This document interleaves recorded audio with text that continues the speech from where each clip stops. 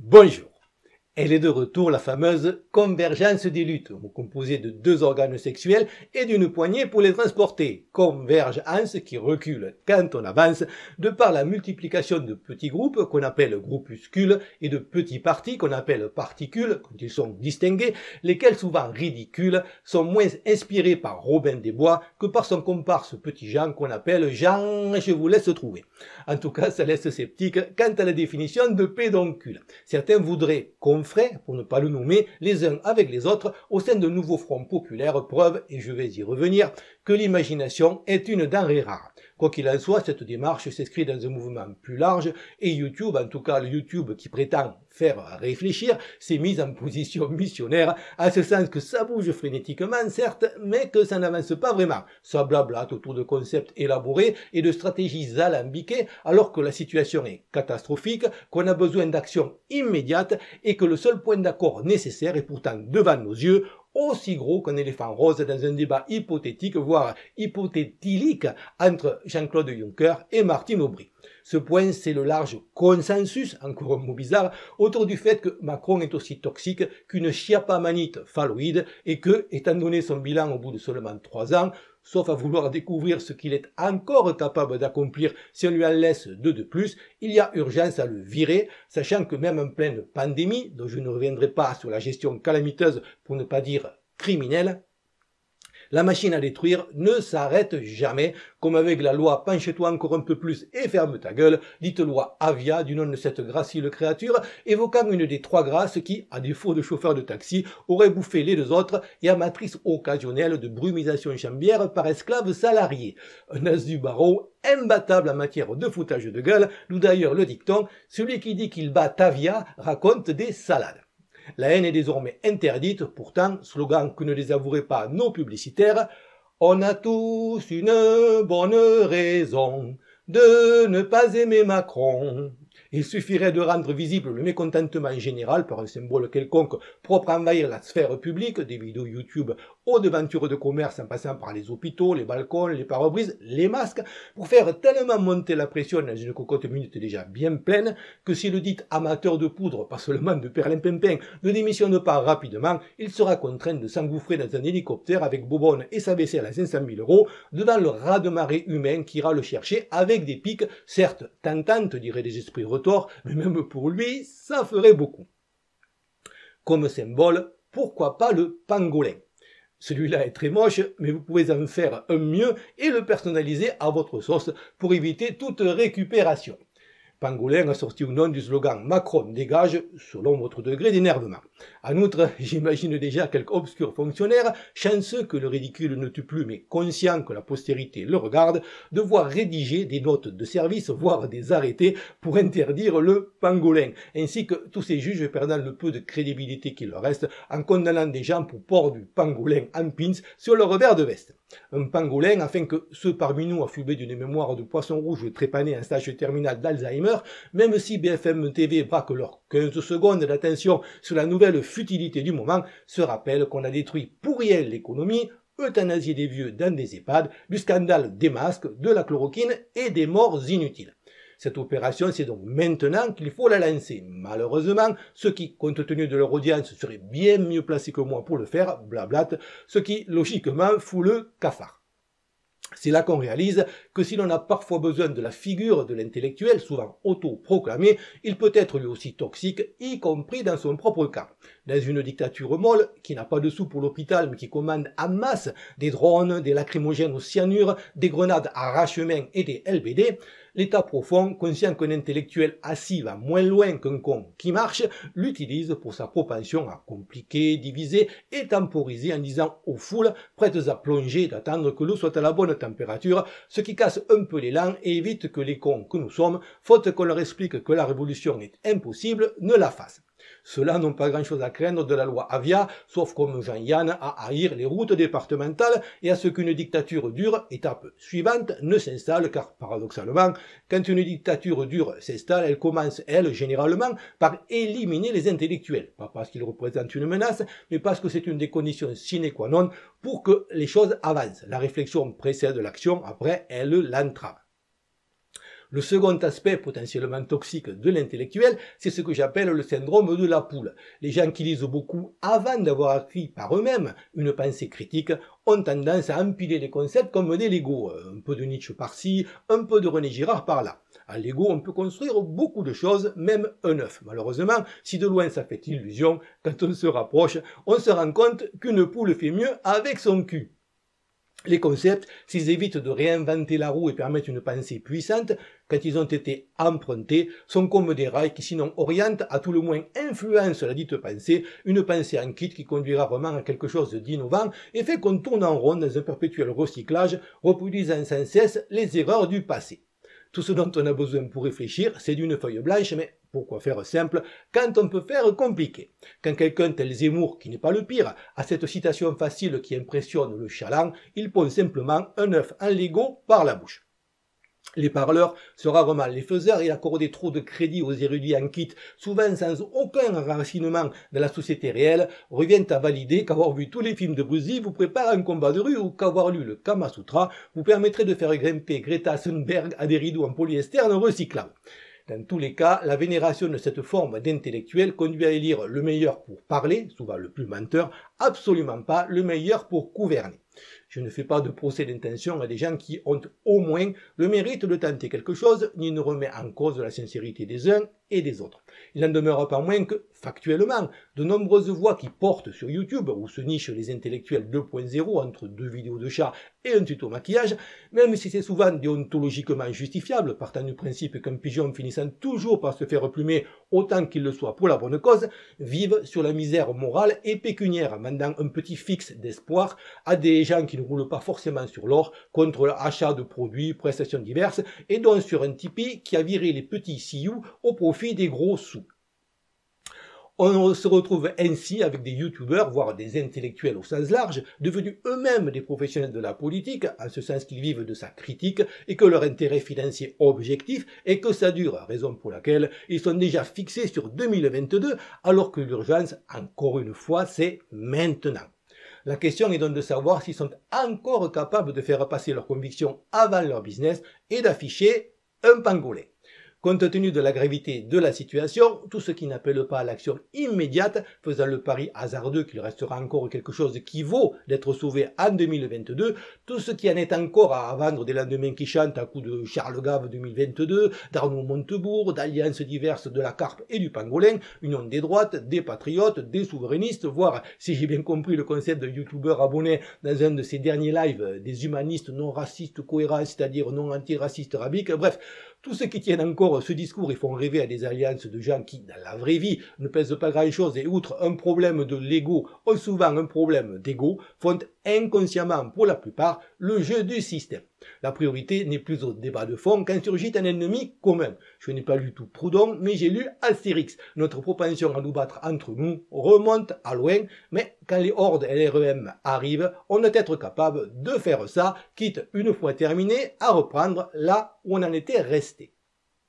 Ce n'est pas plus compliqué que ça. Pour court-circuiter ce réflexe salvateur, on nous englue dans la politique, seul outil qu'on nous laisse pour faire joujou, en dehors de l'option Griveaux, mais qui s'avère être un piège dont la seule fonction est de diviser, piège d'autant plus redoutable qu'on est dans un système qui se prétend démocratique.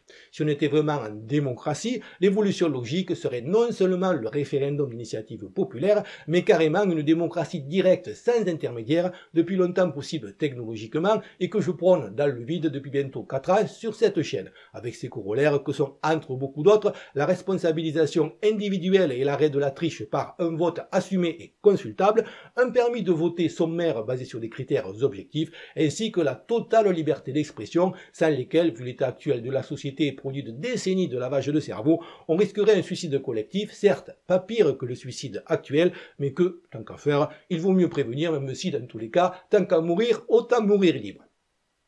Au moins les idéologies sont, sinon mortes elles aussi, agonisantes, preuve d'une prise de conscience collective de l'escroquerie ou d'une sensibilité hémorroïdaire grandissante.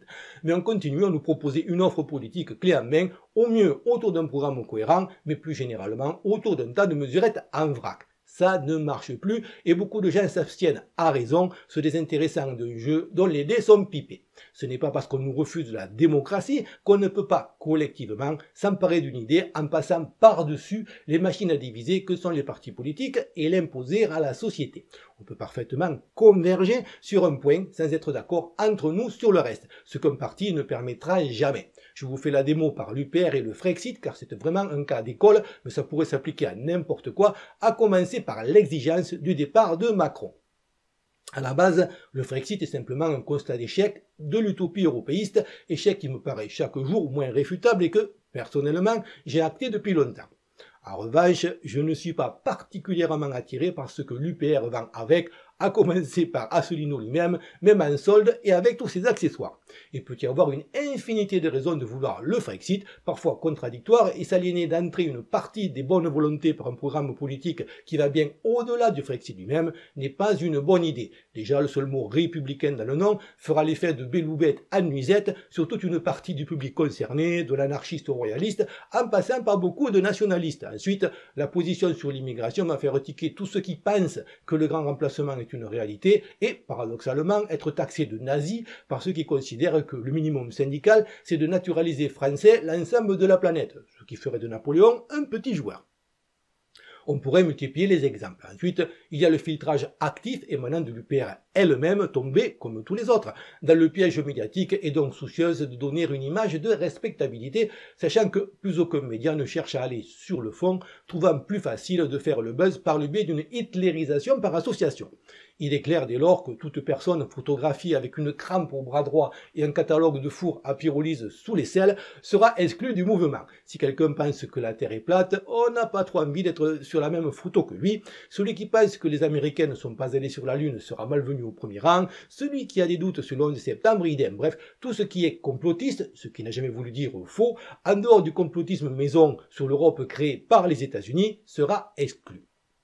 Idem pour tous ceux qui sont un tant soit peu critiques, non sur la tolérance, mais sur la promotion de la culture LGBT. Là encore, on peut multiplier les exemples, faisant qu'au bout du compte, le discours ne s'adresse plus qu'aux révolutionnaires du bulletin de vote, aux adeptes du politiquement correct et aux timorés, lesquels ne sont pas vraiment le public le plus tenté par le soi-disant risque de l'abandon du Titanic qu'est devenu l'Union européenne. Timorés qui, déjà répartis entre En Marche, le PS et les Républicains, n'ont pas vraiment de raison de préférer la copie à l'original. Bref, d'une idée susceptible de réunir le plus grand nombre, on arrive au bout de 13 ans d'épuisement de bonne volonté à 0,98%. CQFD.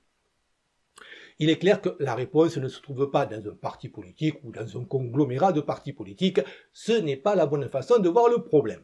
D'abord, il faut se poser la question de savoir si le Frexit ou toute autre thématique est un but ou un objectif. Un but, c'est une priorité absolue, généralement dictée par une nécessité, c'est-à-dire qu'entre ça et vos autres convictions, et même entre ça et sauver votre enfant de la noyade, vous choisissez ça. Un objectif, c'est une priorité relative, comme dans le cas du gouvernement pour lequel tout, c'est-à-dire rien, est prioritaire.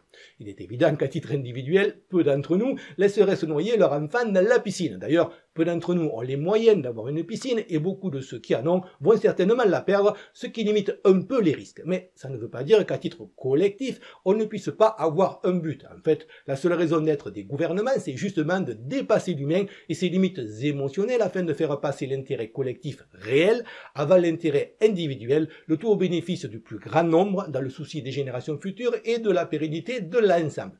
On en est loin en Macronie. Une fois le but défini, il faut donc se cantonner à lui et lui seul, de même que quand la maison brûle, il ne sert à rien de se focaliser sur autre chose que sur éteindre l'incendie.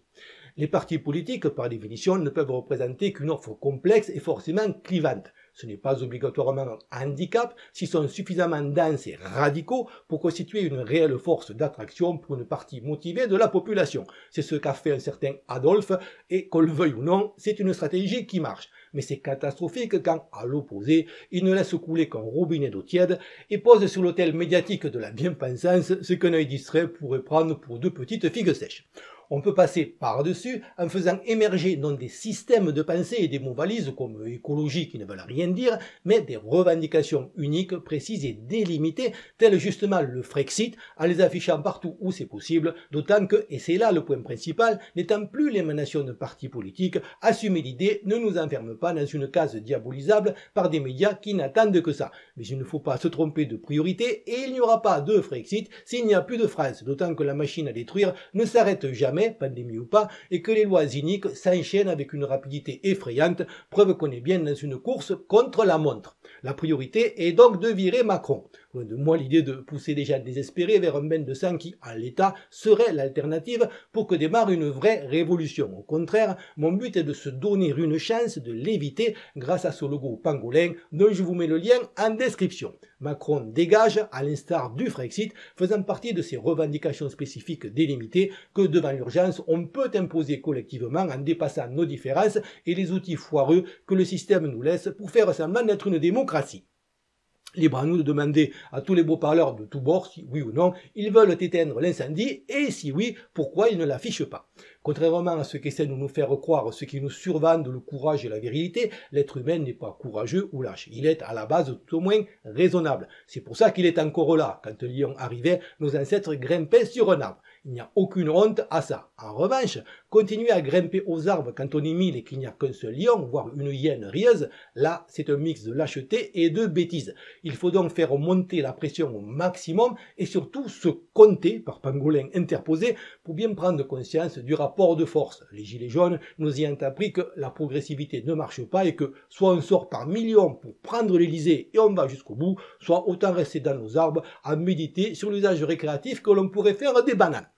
Autant vous dire que cette vidéo ne fera pas les tendances YouTube, donc si vous pensez, comme moi, que l'idée du pangolin, symbole du foutage de gueule géant que nous subissons, est tellement ridicule qu'elle pourrait marcher, likez, commentez et surtout partagez. Appropriez-vous l'idée, créez et partagez des pangolins personnalisés, faites vos propres vidéos, sachant en outre que mon travail étant 100% bénévole et la chaîne, par principe, n'étant pas monétisée, vous pouvez librement publier la vidéo originale ou des extraits sur vos chaînes. Les plus taquins peuvent même faire un peu de trolling façon UPR, style « Vous connaissez le pangolin ?» Bref, sortez-vous les doigts d'où vous savez et faites ce que vous pouvez pour que la toile et le pays tout entier soient recouverts de pangolins. Pour notre salut à tous et en préalable à quoi que ce soit d'autre, Macron doit partir. Et pour les habitués, merci pour votre soutien et à bientôt, j'espère.